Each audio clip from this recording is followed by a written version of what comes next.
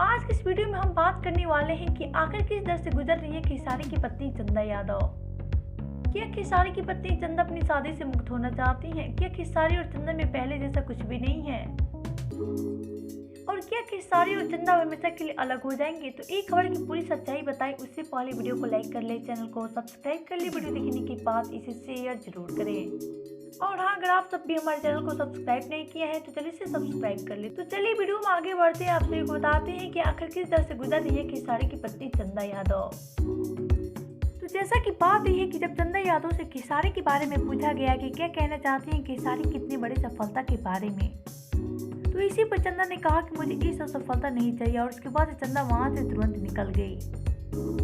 तो जी हाँ, सोचने वाली बात यह है कि चंदा यादव ने ऐसा क्यों कहा। और ऐसे में आप सब तो देखते होंगे कि चंदा खेसारी के साथ काफी ज्यादा खुश रहती हैं, और ऐसे में काजल और खेसारी के अफवाह पर भी चंदा कोई रिएक्शन नहीं लेती है। तो फिर चंदा को ऐसा क्या हुआ कि सबके सामने खेसारी को लेकर कह दी इतनी बड़ी बात। लेकिन आपको बता रहे कि चंदा ने ऐसा क्यों कहा, एक खबर की पुष्टि अभी पूरी तरह से नहीं हुई है।